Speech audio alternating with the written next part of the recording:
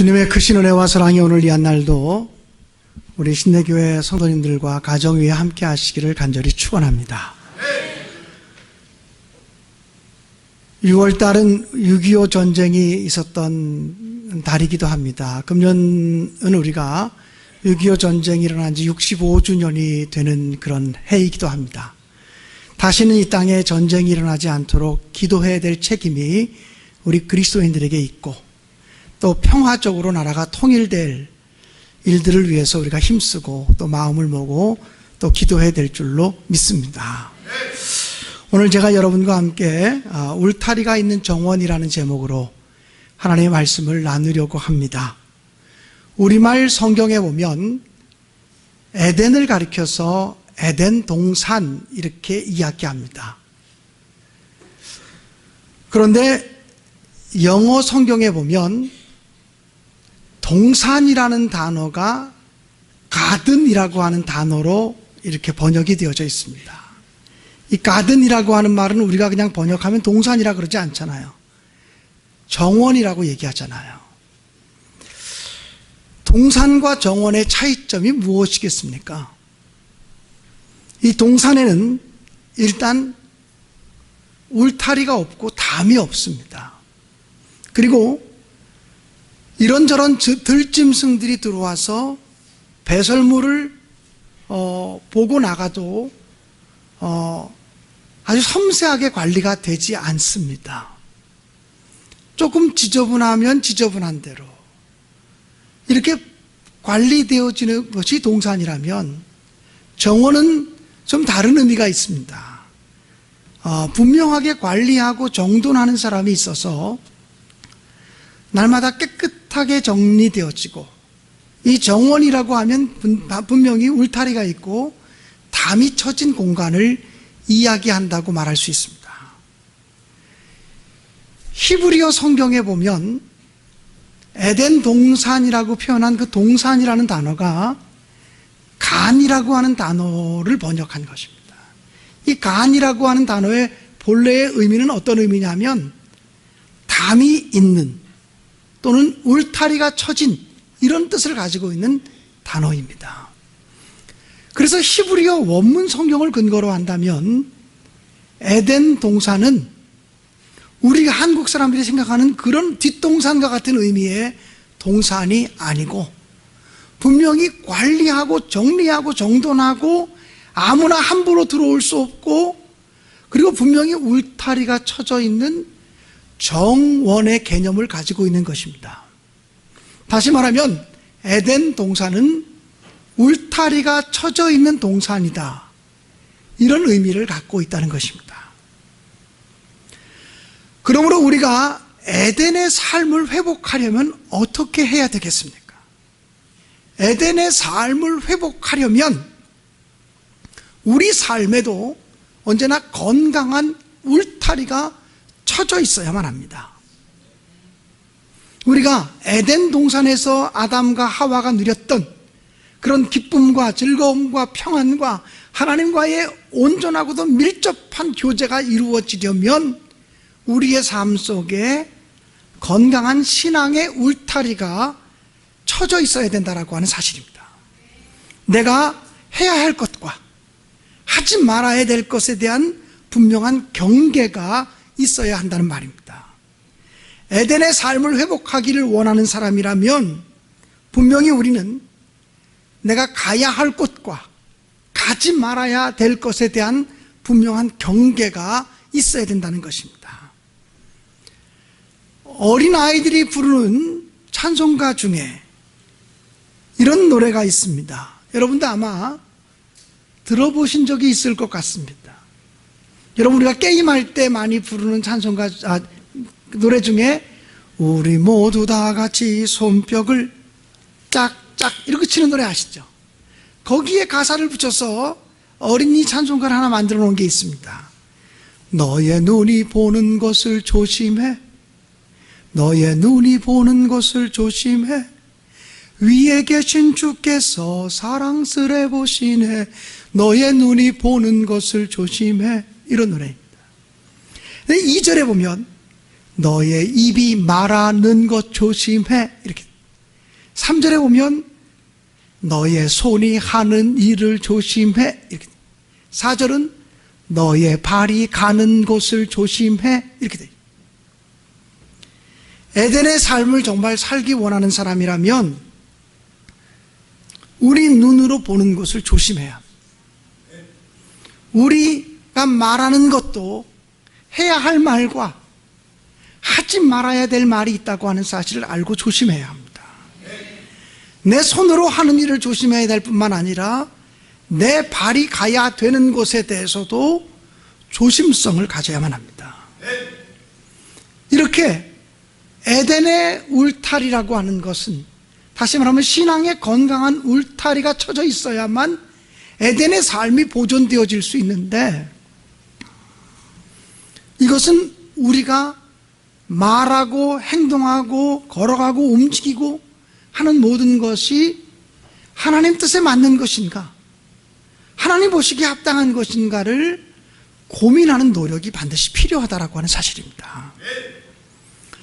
이 건강한 울타리라고 하는 것은 내 생각을 부여잡는 것이 아니라 내가 보기에 좋은 것, 내가 보기에 바른 말, 이것이 아니고 하나님 보시기에 좋은 것, 하나님 보시기에 바른 말, 하나님 보시기에 선한 것이 무엇인가를 붙잡으려고 하는 태도에서 시작되어집니다.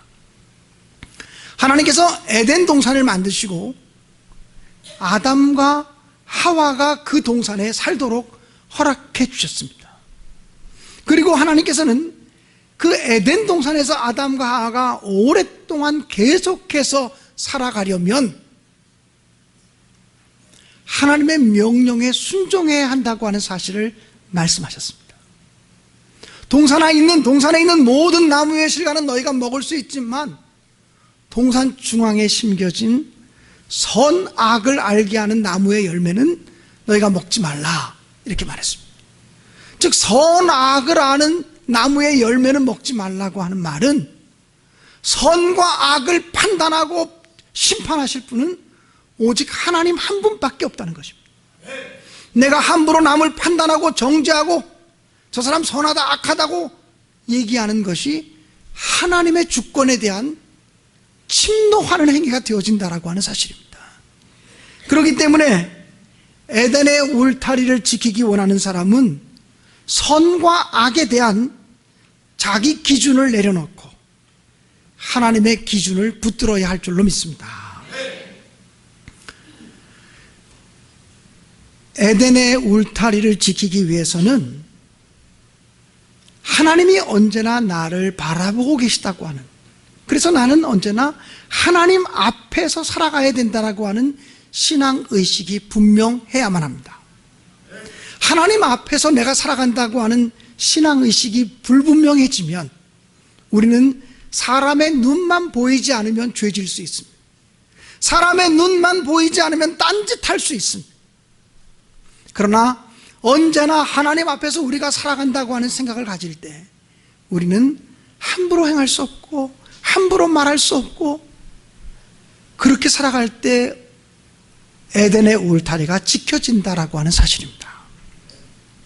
구약 성경에 나오는 요셉이라고 하는 사람은 애굽의 종으로 팔렸지만 혈기가 왕성한 나이임에도 불구하고 보디발 장군의 아내가 유혹하는 성적인 유혹을 물리쳤습니다.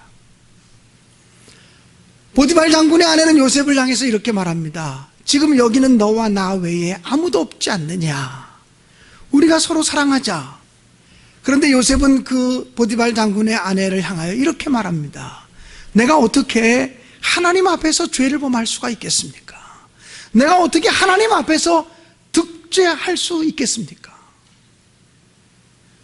보디발 장군의 아내의 눈에는 하나님이 보이지 않았습니다. 그러나 그러나 요셉의 눈에는 하나님이 보였습니다. 그래서 하나님 앞에서 죄를 지을 수 없다고 하는 것이 그의 생각이었다고 하는 사실입니다.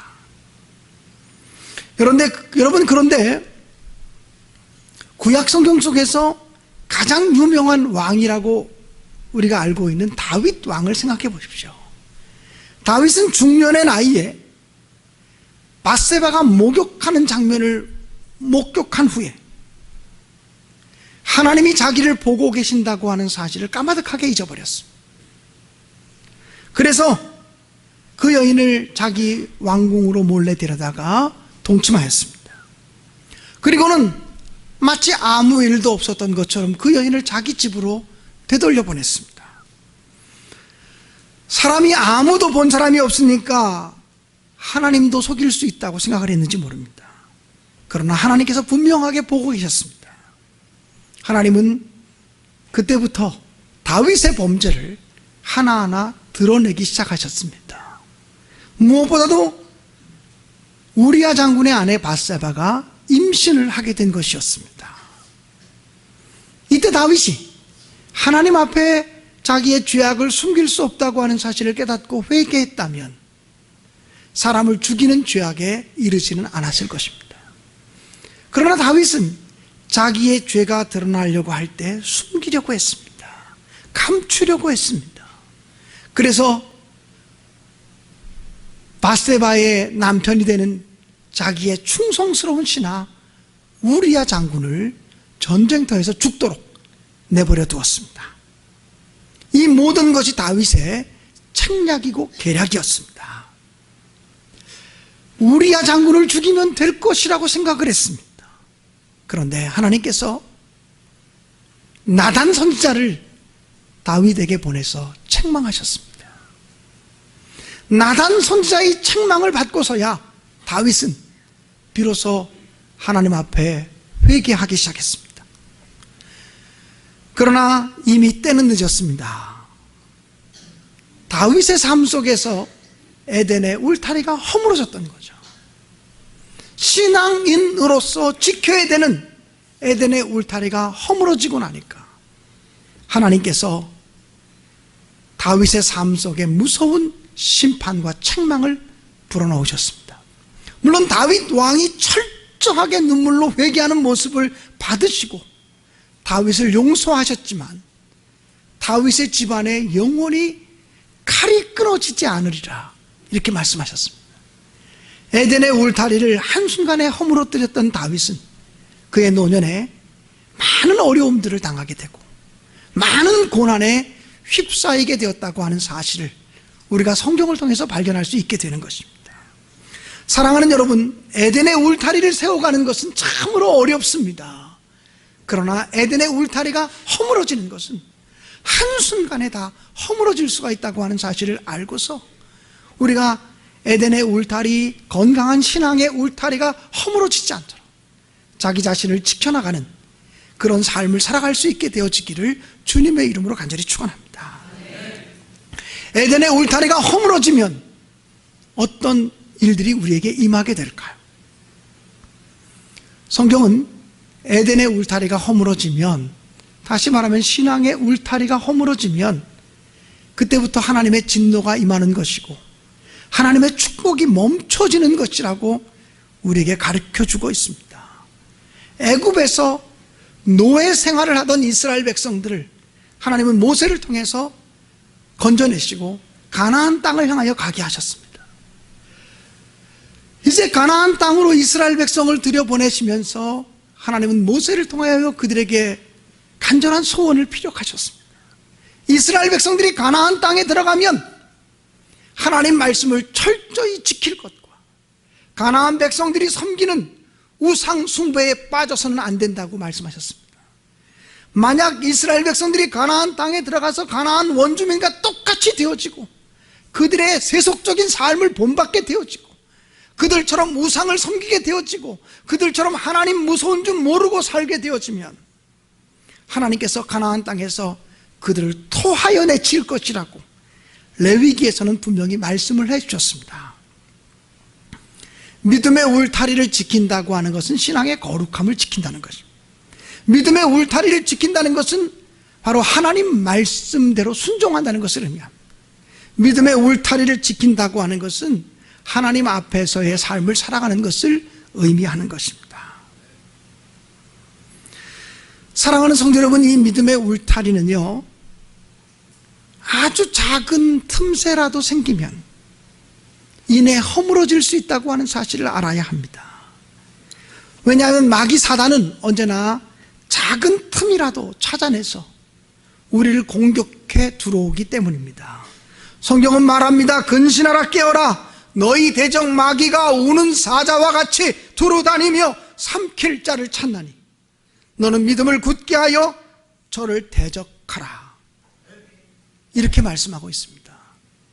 마귀 사단이 우는 사자와 같이 두루다니며 삼킬 자를 찾고 하나님 믿는 사람들을 넘어뜨리기 위해서 혈안이 되어져 있다라고 우리에게 말씀하고 있는 것입니다. 사랑하는 성도 여러분, 우리가 이 신앙의 울타리를 지키기 위해서는 고난 받을 것도 때를 따라 각오해야만 합니다. 그리고 그 고난 때문에 우리 믿음의 울타리가 허물어지지 않도록 애쓰고 힘쓰는 삶을 살아가시기를 주님의 이름으로 축원합니다. 고난 속에서도 믿음의 울타리를 지켜야만 하나님이 우리를 축복하실 수 있는 근거가 되어진다고 하는 사실을 잊지 마시기 바랍니다. 사랑하는 성도 여러분, 예수님께서 말씀하시기를 소금이 맛을 잃으면 무엇으로 짜게 하리요? 다만 밖에 버리요 사람들에게 밟힐 뿐이니라, 이렇게 말씀하셨습니다. 맛 잃어버린 소금이란 신앙의 울타리가 무너진 것을 의미하고, 맛을 잃어버린 소금이란 에덴의 울타리가 허물어진 것을 의미한다고 말씀드리고 싶습니다.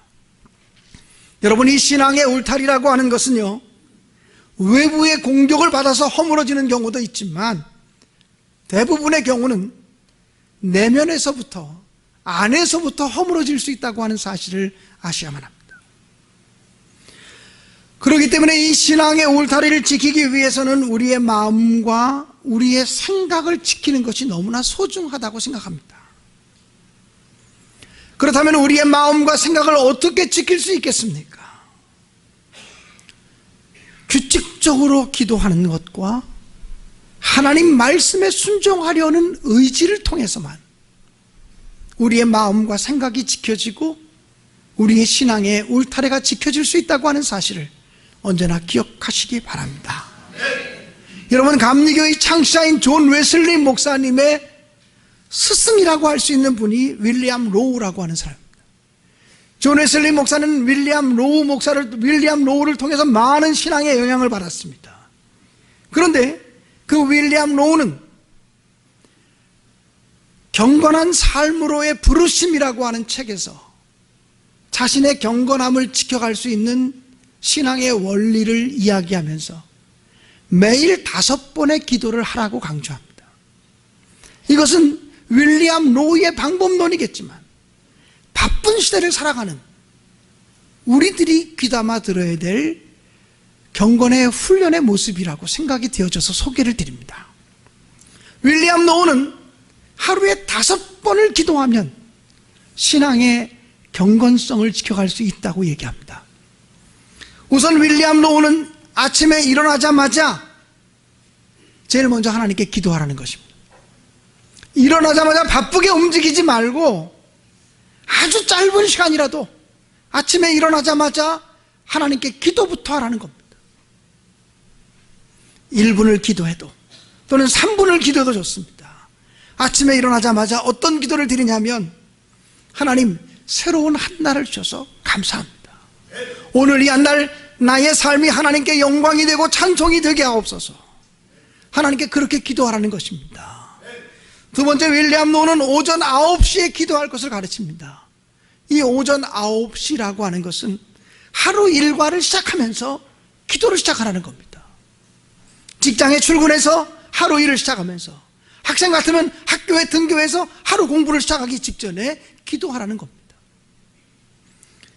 그때 기도할 내용은 예수님처럼 온유하고 겸손한 마음을 얻게 하옵소서, 이렇게 기도하라는 겁니다. 오늘 하루를 온유함과 겸손함으로 살아가게 해달라고 기도하라는 겁니다. 그리고 세 번째 기도는 낮 12시 정오에 하나님께 기도하라는 겁니다. 이 정오에 하나님께 기도할 때는 예수님의 깊은 사랑으로 죄에 빠진 사람들을 구원하기 위한 중보의 기도를 드리라는 거예요. 우리가 사회나 직장이나 또는 학교나 어떤 데 나가서 일을 하다 보면 예수 믿는 사람은 만납니까? 예수 믿지 않는 사람, 불신자들을 만나게 됩니다. 하나님 저들을 불쌍히 여겨달라고, 하나님 저들 모두가 살아계신 하나님을 만나게 해달라고, 저들 모두가 주님 앞에 서게 해달라고 중보하며 기도하라는 겁니다. 그리고 윌리엄 노는 오후 3시에 기도할 것을 권면합니다.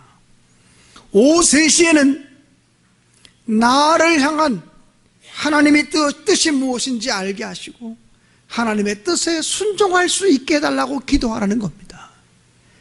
그리고 마지막에 윌리엄 노는 오후 6시에 자신의 삶을 되돌아보면서 하루를 반성하는 회개의 기도를 드리라고 그렇게 권면했습니다.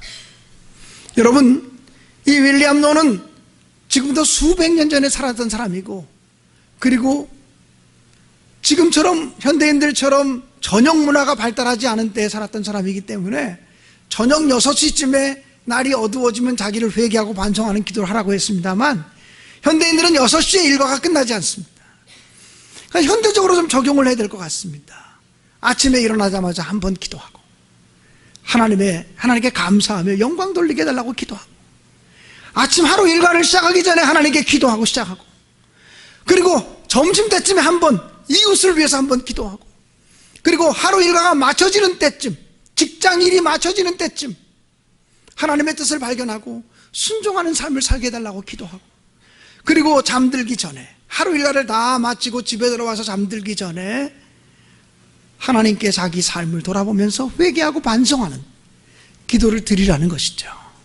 이렇게 하루에 5번을 기도하면 아무리 바쁘고 분주하게 살아가는 사람이라도 잠깐이라도 하나님 앞에 서는 시간을 갖게 된다는 거예요. 하나님 앞에서 내가 어디 있는지, 하나님 앞에 내가 바르게 살고 있는지, 하나님의 뜻이 무엇인지를 날마다 습관적으로 생각하게 된다는 거죠. 이런 하루 5번의 기도가 우리 삶 속에 날마다 습관적으로 적용이 되다 보면 하나님 없이 살아가는 삶은 없어지게 된다는 겁니다. 그러니까 한 번에 1시간씩 길게 기도하는 것도 소중하지만 하루에 5번쯤 시간을 내서 하나님 앞에서 기도하는 자세로 진지하게 서는 태도가 우리의 경건한 삶을 유지하는 방편이 되어진다는 거예요. 저는 현대인들이 얼마나 바쁩니까? 이 바쁜 현대인들이 한 번 기도할 때 3분을 안 넘게 기도해도 좋으니까 이렇게 여러 번 하루에 시간을 정해놓고 기도함으로 하나님께 영광 돌리시기를 간절히 바랍니다.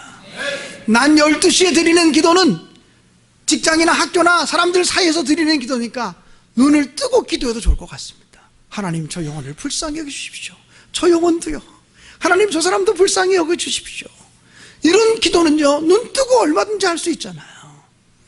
그러므로 하나님 앞에서 기도하는 삶이 규칙적으로 되어질 때 우리가 하나님을 늘 의식하기 때문에 사람의 눈이 안 보인다고 함부로 행동하고 사람의 눈만 피하면 죄질 수 있는 그런 악한 유혹으로부터 벗어날 수 있다고 하는 사실입니다. 사랑하는 성도 여러분, 오늘 설교를 마무리하려고 합니다.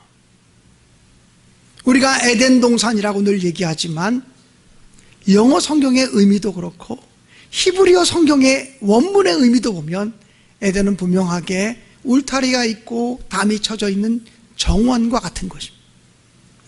그 에덴의 삶, 에덴의 축복, 이것이 우리의 삶 속에 계속되어지고 이것이 회복되어지려면 우리는 울타리가 건강하게 쳐져 있어야 합니다. 여러분의 삶 속에는 신앙의 울타리가 건강하게 쳐져 있습니까? 맘만 먹으면 마귀 사단이 우리를 흔들 수 있고 침략할 수 있는, 침노할 수 있는 그런 구멍이 뚫린 데가 있는 것은 아닙니까? 에덴 동산의 첫사람이었던 아담과 하와가 하나님 명령에 불순종함으로 에덴을 상실하게 되었습니다. 하나님의 축복을 잊어버리게 되었습니다. 아무리 고난이 와고 아무리 힘든 일이 있어도 에덴의 울타리를 지켜나가려고 하는 경건의 훈련과 하나님 앞에서 살아가려고 하는 마음의 노력들이 있을 때 하나님께서 우리를 축복하실 수 있다고 하는 사실을 기억하시고 에덴의 울타리를 지켜야 하나님께서 우리를 축복할 수 있는 근거를 놓치지 않는다라고 하는 사실을 기억하시면서 이 한 주간을 살아가면서도 우리 삶 속에 건강한 울타리, 신앙의 울타리가 쳐져 있는지를 점검하시고 매일매일 순간순간을 하나님 앞에서 살아가는 여러분과 여러분의 가정이 되시기를 주님의 이름으로 간절히 축원드립니다.